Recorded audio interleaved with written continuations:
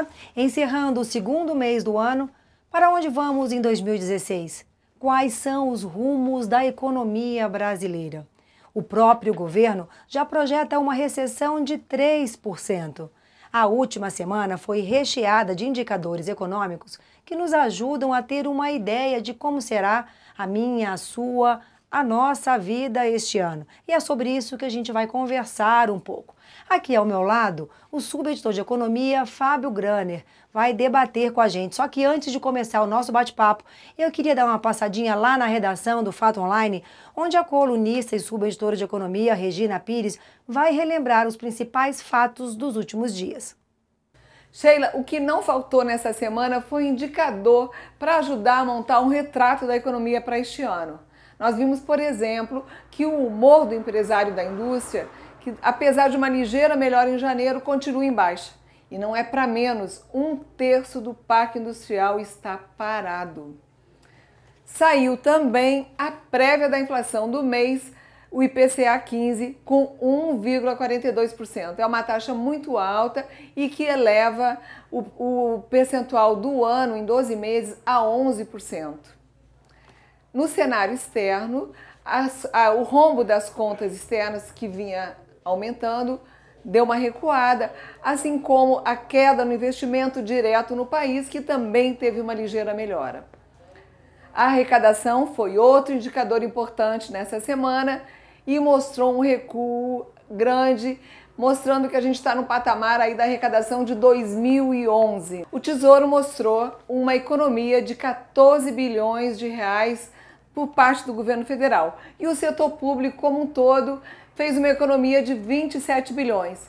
Mas o Banco Central acha que o ajuste tem que ser intensificado. E o Banco Central divulgou nessa semana os juros cobrados no mercado de crédito. O cartão rotativo, o vilão de sempre, Fábio, ficou com incríveis 439%.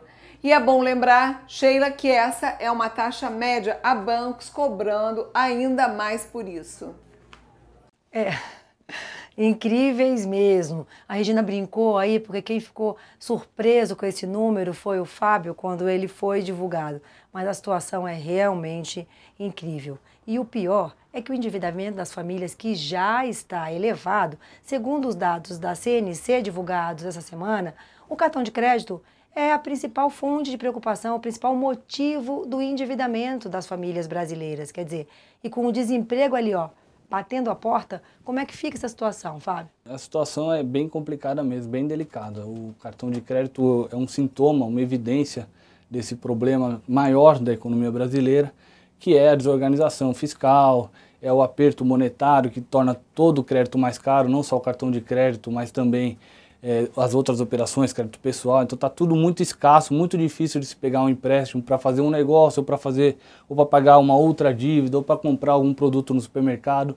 Então a situação de fato está complicada, o desemprego tem se agravado, o crédito ajuda a agravar o desemprego, e o desemprego ajuda a encarecer o crédito porque aumenta o risco das operações. Uma coisa está puxando a outra. E nisso tudo o governo fica tentando sair do atoleiro. Do atoleiro. Ele tenta, mas não consegue escapar. Então, a semana passada anunciou um pacote fiscal, mas tem sido visto com um certo ceticismo, né? O mercado financeiro olha e fala assim, pô, o governo prometeu um déficit. Então, assim, o governo está tentando normalizar as coisas, mas não está conseguindo. A crise política que piorou de novo essa semana torna ainda tudo mais difícil. Volta-se a incerteza em torno de impeachment ou não. O Congresso fica meio parado em torno das pautas que precisam para o Brasil avançar. Então, assim, há um quadro de verdadeira paralisia, né, da parte política, e o governo tentando normalizar as coisas sem conseguir. Sim, você está num momento em que essa situação, você mesmo falou, o crédito, o desemprego, o governo, os bancos ficam mais retraídos, as pessoas estão com risco de perder emprego, já estão super endividados, os bancos ficam mais retraídos. Numa outra ponta, o Banco Central tendo que aumentar juros para conter a inflação que não cede, tá aí. Nós estamos com quase 11% a inflação apontando, quer dizer, e o papel do Banco Central, a meta dele é justamente controlar a inflação. Então o BC fica aqui numa encruzilhada, você vai aumentar juros para segurar a inflação no momento momento de recessão econômica, né? Como é que fica isso? E o que poderia ser a âncora? Não era o lado fiscal? A gente não começou 2015 apontando ao lado fiscal como a âncora que salvaria a economia na medida em que ela recuperaria a credibilidade e permitiria a retomada dos investimentos. Quer dizer, na última semana, nos últimos dias, tudo foi para o espaço, porque a meta de economizar 0,5% do PIB este ano já não vai ser mais cumprida. Já estão pensando em fazer um novo déficit de 60 bilhões, quer dizer. E aí, você tem o que, aonde se agarrar? A política fiscal está numa situação muito dúbia, né? De um lado, o discurso do próprio ministro da Fazenda, o Nelson Barbosa, nós estamos fazendo sim um ajuste fiscal, estamos controlando nossos gastos, tudo que a gente pode fazer do lado do gasto, estamos fazendo.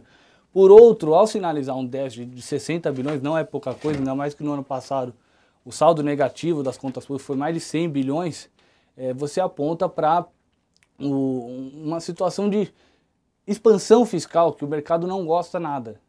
Né? E aí essa falta de confiança do mercado na política fiscal acaba contaminando todo o ambiente econômico, gera perda de confiança de empresários, de investidores, de consumidores e atrasa a recuperação econômica, que é a questão mais urgente, como voltar a crescer. Embora a inflação também seja uma preocupação importante, mas está todo mundo dando de barato que numa recessão desse tamanho, o Brasil em 2 anos vai perder 8% de produção, 8% é muita coisa. É muita coisa. Então, assim, a inflação vai cair de madura, entendeu?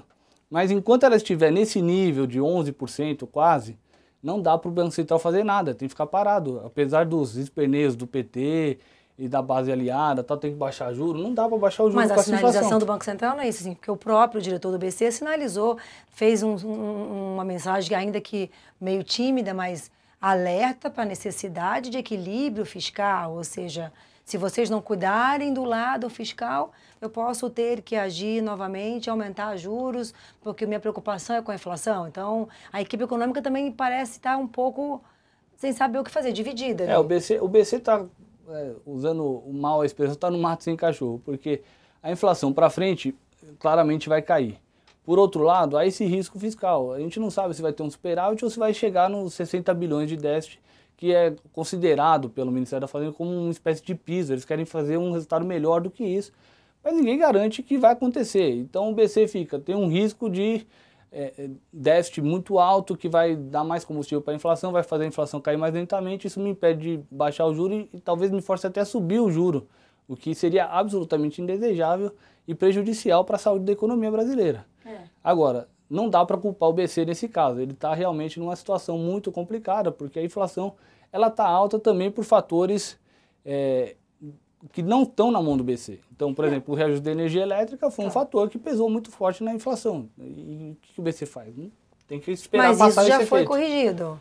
Isso foi corrigido lá atrás. Sim, ok, você ainda está sofrendo. Mas ainda está pesando, né, na inflação em 12 meses. Mas, né? sim, mas me parece que o maior problema é o dilema do governo sobre qual é o caminho para a saída desse atoleiro. Como você colocou aí, o governo está um pouco perdido, sem saber onde agir. Assim, é a falta de consenso de você vai sair pelo modelo tradicional, o próprio partido da presidente é contra as reformas que o ministro da Fazenda anunciou e colocou lá ali no ato da sua posse como necessárias, como reforma da Previdência, por exemplo, ou seja, mexer em temas espinhosos, o próprio partido da presidente é contra. E o governo fica nessa, sem saber para onde ir. Porque o governo, de um lado, ele sabe que o gasto teria que ter um freio, e que já teve o ano passado e continua tendo esse ano. Por outro lado, o governo precisa fazer a economia voltar a crescer. E para isso, tem que, de certa forma, a visão deles, né, é de que precisa voltar a investir, pelo menos um pouco. Então, o Nelson Barbosa anunciou um contingenciamento, ao mesmo tempo, ele colocou lá uma autorização para gastar 12 bilhões a mais em investimento em saúde. O governo quer, de certa forma, estimular a economia, não tem muito espaço, porque como o mercado está muito desconfiado... Os sinais ficam contraditórios, aí o mercado retrai mais ainda, fica mais desconfiado. Isso. E aí o efeito das medidas se torna mais frágil, né? A política fiscal se torna menos eficaz. Não, a política econômica é menos eficaz. A política econômica se torna menos eficaz e mesmo esse esforço de gastar mais para produzir um resultado econômico melhor, um crescimento maior, fica sob desconfiança de toda a sociedade, né? Então temos que esperar acontecer, vai vai ser um ano difícil. A síntese é essa, né? E no meio disso tudo, o Brasil ainda foi novamente rebaixado por mais uma agência internacional de classificação de risco, que aí significa que na prática a gente perdeu aquele selinho de bom pagador que permitia à economia brasileira, às empresas, ao governo de uma forma geral, ter acesso a crédito mais barato lá fora, né? Porque uma série de fundos de investimento, sobretudo fundos de pensão, estrangeiros investem em países que têm esse selinho por pelo menos 2 agências. Agora nós perdemos nas 3 agências. Então, realmente, como o Fábio colocou aqui, não tenha dúvida que a sinalização nesse início de ano é que 2016 não vai ser um ano nada fácil. A gente fica por aqui, voltamos a qualquer momento com mais informação para debater um pouco mais sobre a economia este ano. Obrigada, Fábio. Obrigado, Sheila.